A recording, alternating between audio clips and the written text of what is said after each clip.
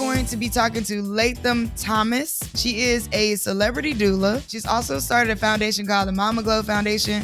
And we're back. Yo, today I'm super hyped, like we told y'all earlier, because we have Latham Thomas here, a celebrity doula, a doula for mamas of the nation. That's how I like to put it, like mamas everywhere. Yes. Mamas everywhere, all of them. Everywhere. Welcome to the Shelly Bell Show, Latham. Thank you so much for having me. It's so good to be in community with y'all. Yay. Okay, so my first question is always like, you could be doing anything. Okay. You could be the number one monobob sledding, woman. You could be ice skating. You could be a ballerina. You could be, I don't know, a skincare line owner. You could be anything you want, right? Why did you choose to be a doula? That's a great question. But I don't actually think I chose it. I do believe that it was chosen for me. And this path is one where I was called to it. And the calling is quite different, I think, from choice. It's very different from having a passion for something. It is like super inconvenient, when God like puts upon you what it is that you're supposed to do. A calling is inconvenient. It is not well timed. Just like babies, when they come on their birthdays, they don't care where you're at, right? And so I believe that's what happened for me, that, I just was obedient to what was put before me to do, and really sort of stepped into it and let Spirit just order my steps as I did this work. But I'm a Taurus and we're stubborn, and it takes a lot. I'll be dragging my feet, to do things that are different and that are new. And I know that about myself. And so it took a while for me to really embrace that I was supposed to do the work. I did have a life journey that consisted of, having this information was showing up for me. Like, my mother was pregnant when I was 4, and I was having my first sibling at the age of 5. We're 5 years, 10 days apart. So my mother was pregnant, my great aunt and my aunt all at the same time. And what I watched unfold, and the shows that my mom put me on to, the body literacy that she taught, the way that me and my cousin would stuff Cabbage Patch dolls under our shirts and then pretend to deliver each other's babies, right, was sort of what kind of became the little breadcrumbs, right, that were laid then, that kind of, now looking back, helped me to see the constellation, right? Like, oh, this is how I got here, right? But I certainly think that it was more being moved to do the work rather than feeling like, okay, if I could choose, here's what I would do. Because I can't think of what I would do otherwise. Because now when you do something for so long and it becomes just like, anchored in who you are, it's really hard to think of, right? Like, it's hard to think about who you were even before you became a mom. That's like what I find for myself. I'm like, who is that? I'm trying to like access that version of myself before her. I don't know her anymore, right? And so similarly, once you embrace this aspect of your life, this calling, and you step into it fully, it's really hard to think about what else you would do otherwise, right? And especially when you're doing something that is driven by mission and driven by community and driven by, like fortifying, the lives of others and bettering the community. Like it feels like you're in the place where you're supposed to be. And so, I feel like that's how it sort of showed up in my life. So what got you started? So like, it just like one day God said, no, inconveniently, because you just said that God was, he just inconveniently said doula. That's what he said. He said Latham, doula. That's what he said. Yes. So yeah. Mm-hmm. So as we think about that's that, pretty much how it was. Inconveniently placing him, he's doing it to all of us. So what made you like in that moment like be like, okay, all right now, Jesus? Because I really kind of want to know, what were you doing before, and then when he inconveniently said it, did you drop it, or did you say, no, I'm gonna slow walk this one, Jesus? I love that. So I was always in women's health. I've been in this work for over 2 decades. And at the time when I sort of was getting these messages, right, to move into doula work, it was going to be, I thought, additional to the work that I was already doing, which was heavily based in sort of nutrition and yoga and lifestyle support for pregnant people. I did it for everybody, but primarily for pregnant people. And the incident where it became very clear to me was I was at an ashram and my birthday had taken place while I was there. And this is really just like a space where people go for devotion and prayer and usually like retreat. And so I was there, and on the third day after my birthday, this Vedic astrologer came, and Vedic astrology is from like the Hindu tradition, their divination, right? And so we have, when we look at like our African ancestral technology, we have divination as well, right? And so it was very similar because he had cowrie shells also. And I was like, oh, I recognize the symbolism, right? And so he walked me through a ritual, and then we prayed, and then he did a ceremony where it looked just like, I was like, oh my God, this is like Ifa. It was like looking at, it looked like our stuff, right? So, it just it shows the connection that we have, ancestrally and through wisdom traditions. And so he was throwing cowrie shells, and then at the end of it, there was other things happening. And at the end, he said a couple things, most of which I did not get because of the way he spoke English. And then there was a lot of whispering. And so I was like closing my eyes and like leaning in, trying to like capture what I could.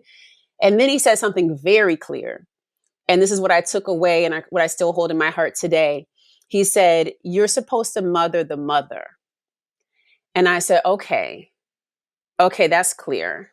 I said, well, I'm already doing that. He said, no. You're like, it's bigger. It's bigger. It's bigger than what you're doing now. I said, okay. I said, well, what do you mean? He's like, that's just what it is. It's that, but it's big. You have to mother the mother in a bigger way. I was like, okay. So then he wrote down some numbers. So numerology is a part of it too, right? So he wrote down some numbers for me to keep track of. He gave me some yoga practices to integrate and stuff he wanted me to do. And I still have the notebook where I wrote all this stuff down, right? I wrote down all those numbers. And then, of course, when I walk out in the world, I'm like looking around like, okay, do I see these numbers anywhere?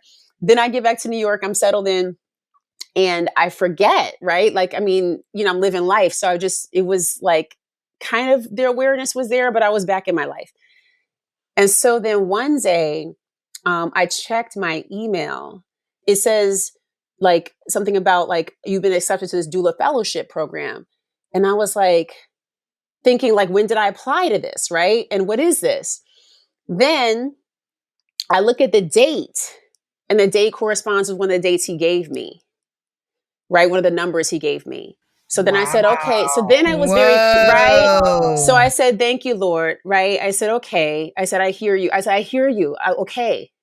I got it, right? I was like, very clear, more than clear. Okay. So I said, okay, just tell me, just use me, and just, help me to do your goodwill. Just use me. And so then that's kind of how it started. I just started to soften into what would this be, and make space to design, a business. And, but for me, it was not like, it was more just the acceptance that this is a path that I was supposed to take. Right. And then once I accepted, it was like, God was like, okay, cool. Let me like open some doors and make some things very clear to you. Let me sharpen your senses around listening and attunement and discernment, so that as you walk the path, like you're really clear about what types of choices to make that will support you in growing this thing that I'm calling you to do. Wow. So, I practice Ifa, which is where Omi Lade comes from. And so I know like everything you were saying, I was really envisioning.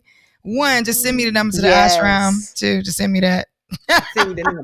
You But need the yeah, number. Exactly, right? yeah, send me the Exactly. number to the Exactly. ashram. But you said it was more than clear. And the reason why I think that stuck out for me is because, for all the people listening, like when you're on your journey, whatever it is, whatever your business journey is, whatever your personal journey is there are things that come up for you that are not just like, oh, that's clear, I get that.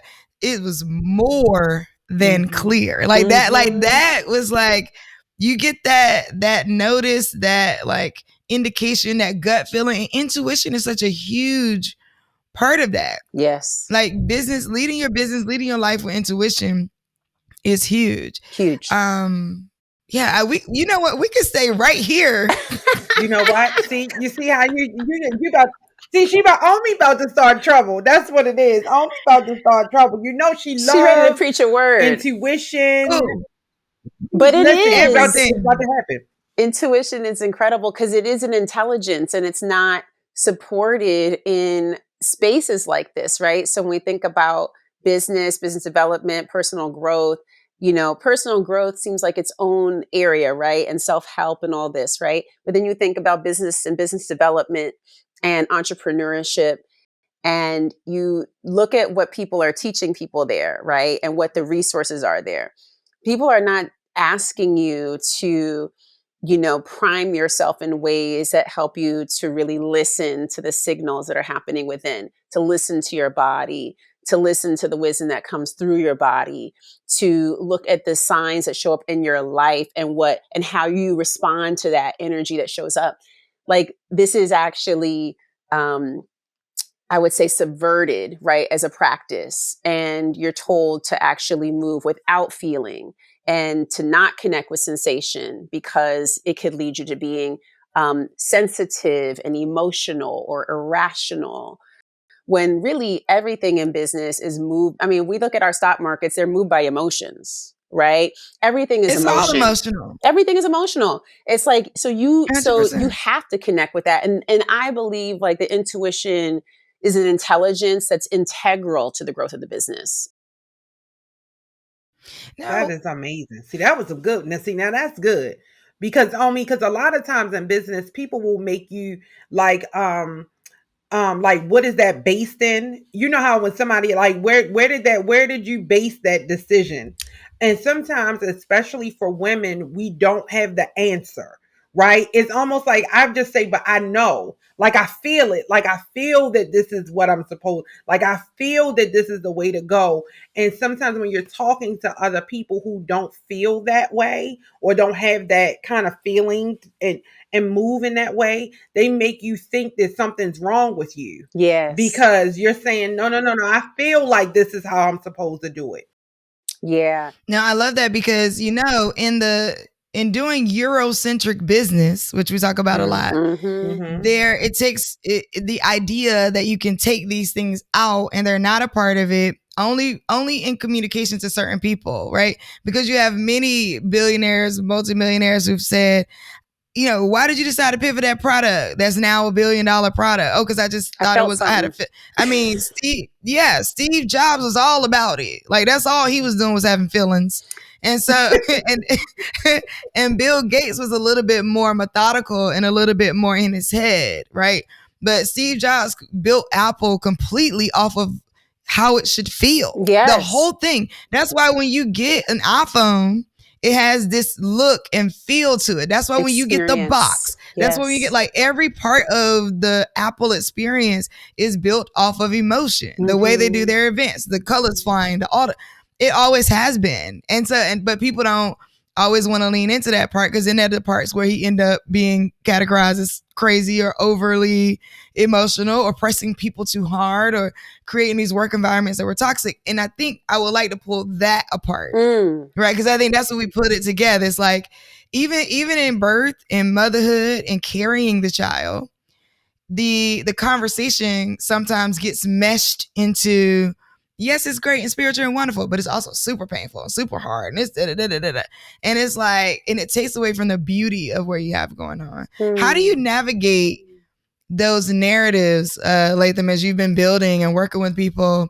in terms of like, and I'm, where you started versus where you are now. Mm-hmm. Now, I guess you probably don't have to explain much, but in the beginning, how did you navigate those narratives of like women actually being connected to pain more than the beauty of childbirth? Yeah, I think it's in a culture that compartmentalizes our experiences and trivializes them, experiences that happen through the body. We have this unique and pervasive, I don't know if it's like a need, but it's certainly like a quest to remove sensation, right? To not feel. And so there are hundreds of pills that exist that you can take that modulate every single function in the body so you don't have to feel anything, right? And so the world is actually turning us away from feeling so that when it becomes time for you to undergo a transformative event like pregnancy, which is expansion, it's all feeling, right? You're feeling throughout the whole journey. Some people are coming into relationship with their bodies for the first time. Some people are connecting with their bodies in ways that they never thought possible. And for some people, their bodies have not been a safe space. And so it's really frightening to be in their body and share space with someone and be growing them and then have to release them into the world. I think the challenging part is, we have things like television and media and books and primarily video, right? That and movies that show birth in this really bizarre way. Like, first it's like a water breaks and 5 seconds later, here's a baby after like someone turns into this monster. And it's like, it's not this, right? And so people think that they're just going to become this, aspect of what we see on television, or that they won't be able to handle what comes. And, I think the most important part for us to be thinking about is, before there were, the modern tools that we have to subdue or remove or even sort of decrease pain, like what did we do to move pain through our bodies? What did we do to process? But also, what's our perception of what pain really is? Like, what is it that's happening in your body and what your body's signaling and what's it communicating that results in this sensation, right? Well, pain is actually informative. Pain is communicative in the birth process, right? Pain is actually instructive. It helps us to figure out how to move into positions to help our baby navigate the pelvis and make its way earthside, right? So it actually can tell us things about what's going on. And it's part of a feedback loop, right? That each time we feel the sensation of contractions, we're a step closer to meeting our baby. And so we can reframe around what pain really is, which is signaling, which is information, which is communication. Then when we experience it, we can like welcome and open our bodies and soften and surrender and know that like I just have to get through this next 45 seconds. Okay, next 30. Okay, next 20, next 10, next 5. I'm on the other side, right? And if we can stay calm and trust that we have the internal resources to get through it, then our body can actually facilitate the hormones that actually govern the birth process, right?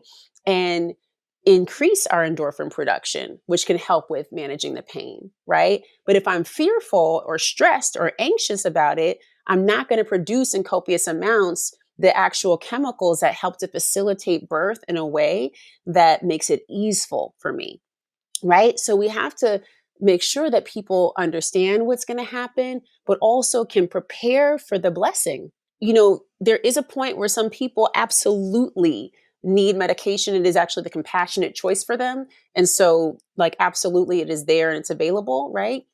But we shouldn't just assume that everybody's a candidate for it or that it's appropriate for every type of birth. It's not, right? And some people, like are at a point where if they just, if they're the right support and the right, positioning and movement and, circumstances, like it's much easier and safer for them. if we don't use pharmaceuticals or even pain management, right? If we're using non-pharmaceutical pain management techniques. And for other people, they may not make it onto the other side without that, right? But we don't know until you're in that. But what you do know is that if you prepare for it, right? If you prepare the space, regardless of what somebody chooses, and we can make sure that they feel seen, they feel dignity, they feel supported, they feel like they have their own internal resources, they're connected to their body, they're connected to the wisdom, we can unlock our ancestral wisdom in birth, right? We can unlock stuff that's not accessible to us on a daily basis. And the pain is a pathway to that, right? The experience of what's happening through your body is a pathway to unlocking those resources, right? And this is resources that are connected to our ancestry. And so it might be you howling all of a sudden, or you might find yourself humming or like singing a song you don't even know, right? That comes through your body as a result of connection to your people, right? You might find yourself dancing or moving your hips or crawling or moving in a certain way that is unfamiliar to you, but that you know how to do, right? Like we can unlock the tools that are necessary for us if we can feel. And so it is important to be able to feel our way through the process as much as it is, making sure that people feel as comfortable as possible. And sometimes it is not comfortable. And we have to accept that, right? Sometimes it's not comfortable. And if it's at a point where the pain challenges, it poses a threat to the process, then yes, we have tools. We have medical, tools in place and supports in place and pharmaceuticals that can support people if they get to that point, right? And whatever they decide. But, my role is to just be a non-judgmental presence, and whatever someone decides, to rock with them, and just move and move the energy of where they're at. Right. And so, but I'm always preparing somebody for what that would be. Right now, Takia is giving you the good music face, the good band. Like who is that? Who is that drummer? She giving you that. Who is that drummer face? Like you hear that? You hear that? Do you hear that? It's the language around it. Like it's the language in the way Latham is explaining it to us, because even though I've had 3 children, no one has explained childbirth the way that it was just explained to me, right? Like nobody, and I think that is, and it's like that with business too. Nobody explains it to you in a way that you can understand, in a way that gives you permission to feel what you feel, to go through the process, to let you know that it's okay, like you are built for this. And like people say, like, you are built to do this, like, and you looking like, well, tell me how, like explain this to me, because I don't feel so built today, I feel unbuilt. Okay. And so it's just like, it's actually having someone explain it to me in a way that I'm like, you know what,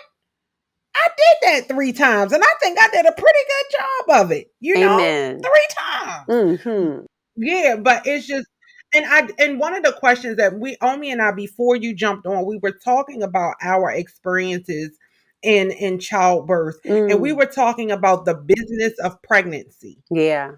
Right. So a lot of times, like, we go into our doctors, we go to our OBGYN, and they run it like a business, right? So you have an appointment time. What's your copay? What's your insurance? Like they run it that way. And to a point where you never get to experience the process, so what is having a doula? What makes it different? And that, I mean, it is like you're running a business, but how do you ensure that it's not, that business doesn't take over the beauty that is the birthing process? Yeah. Yeah. Great question. And I'm glad that you bring that in, because a lot of people don't understand that when they go to see their providers and the appointments are like 10, 20 minutes and like they're in and out, that is a function of our system.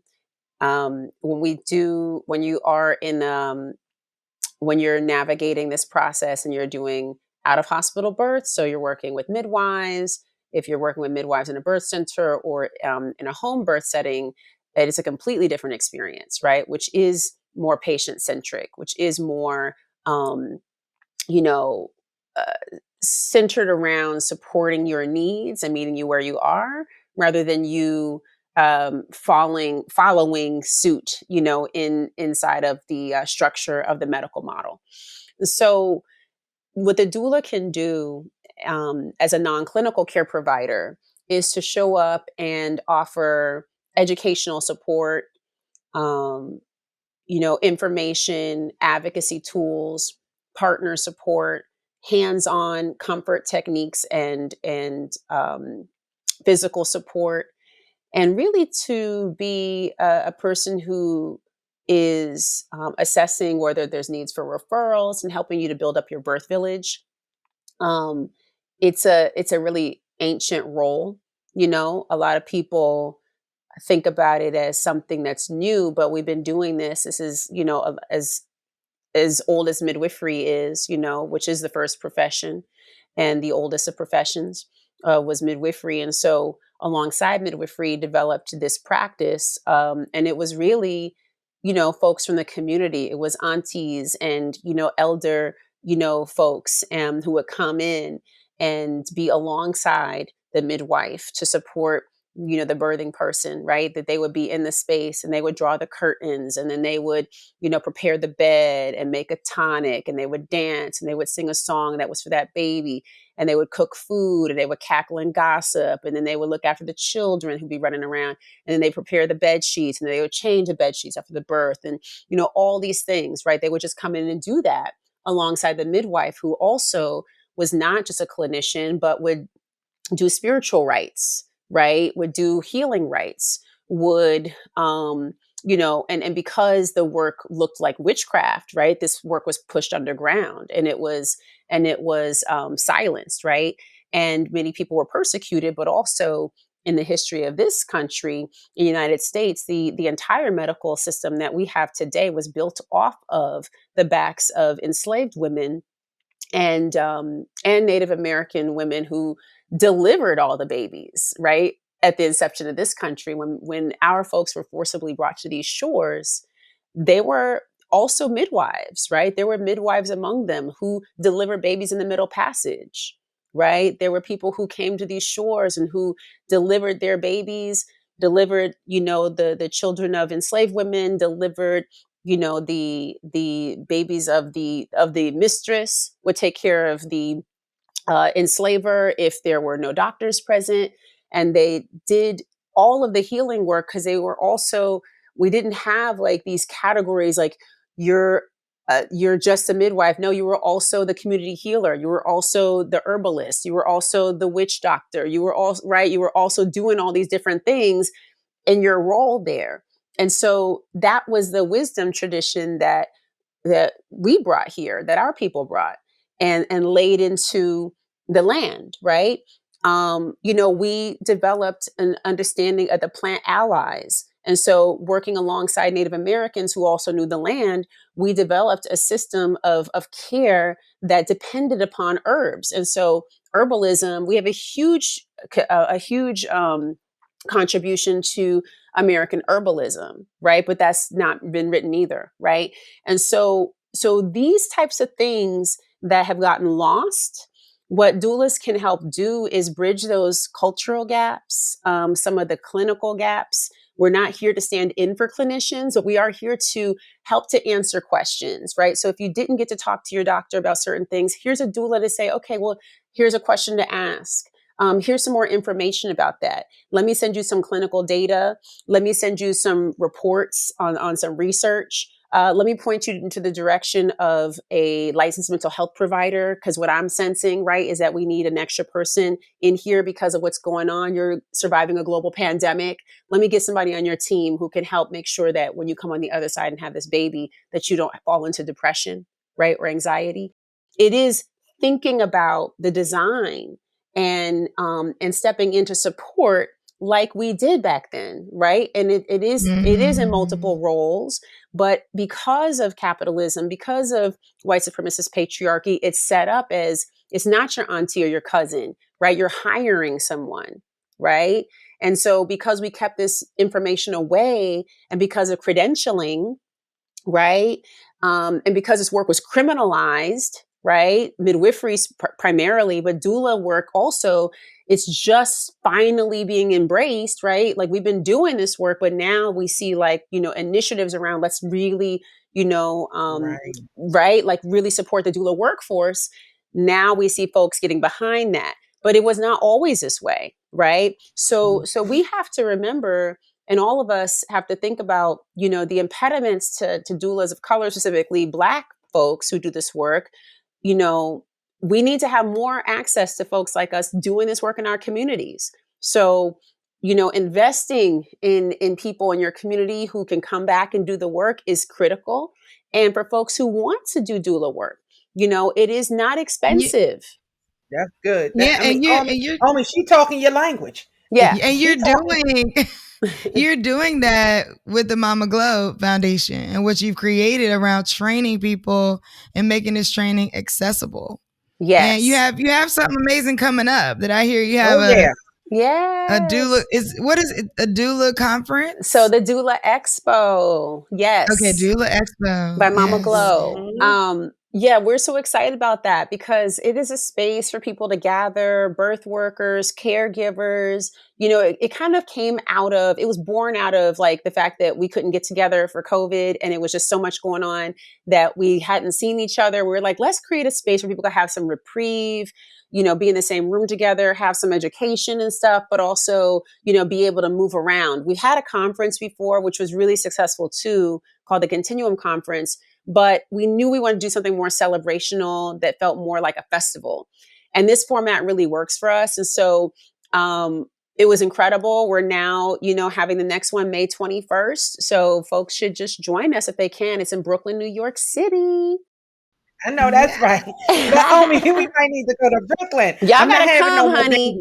It don't even matter if you're not having babies because this is a space also for entrepreneurship and leadership, right? For doulas who are really like, pushing their businesses forward. So it is about like, how do we embrace economic empowerment in our communities? A lot of folks who come to our trainings, like they're the first generation, like to lift up out of poverty, right? They're the first ones to be able to actually not just do this work on the side, but actually make it their full-time work. Right. So we're really teaching people. I'm teaching people everything I know. Right. This has been amazing. Like your whole spirit aura, number one is just everything. And so I'm just for that reason, you're amazing in all the business ways and all the things you're doing. But I think like we love just talking to good people who are willing to share like what they actually have done and what they actually did to get there, and ways for us to think about reconnecting with our bodies, minds, and spirits. So here, I always tell people your business is not a baby. Yes. But your business does have soul. Yes. And so some of the things you mentioned that I think is amazing is just around pain being informative. And that means you need to move, like you can move. And that part, the body movement, I was like, that was giving me life. I could talk to you forever, literally. Like we might have to do a part two. Part two. I can feel it. Part two. But in business though, Omi too, like you feel those pain points is your time to move. That's your pivot point. Yes. Like something is telling you that it's not like this is not working. You have to move. And I love the fact that you said that we can be in business and feel. Yes. Like you gave somebody permission to feel. Yes. You know why this is important? What we are designing, what we have a model for, right, is business leaders who are white, cis, heterosexual, and male, right? And so that's who gets lauded, that's who gets celebrated, that's who gets platformed. And so then when people are like, oh, how'd they do it? What we're gleaning from is what worked for them without the context of the experience, without the context of privilege, without the context of like family who had money, without the context of a resource network, without the context of going to a school where they were connected with other individuals whose parents were also connected, right? So all of that stuff plays in to how somebody can succeed. And then when they go to, seek venture capital, they know the people in the room and they know how to talk that talk, right? When we go into space, and then, by the way, when white men are hired, and this extends to white women too, but primarily for white men, when they get hired, they are hired on the potential of what they can do, right? Like not what they actually bring to the table. Listen, Latham, we are not. Wait a minute. Nope. This is part two. Because you already know. Like I'm sitting up in my chair, I'm moving around because this right here. Oh my God. Okay. We gotta go. Okay, we gotta go. That's when you finish. Like, no, look, girlfriend, I'm not. What we not gonna do. What we not gonna do. We're not gonna do. We have got to go.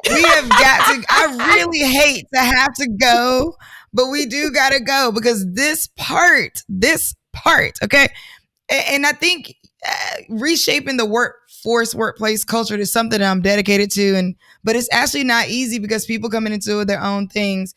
But like I said, that's a whole nother, and I'm sure that's also related to the birthing process and how people come into it from past trauma. So, but listen, Latham, okay, you are now our good girlfriend on the Shelly Bell Show. Yeah. Love y'all. And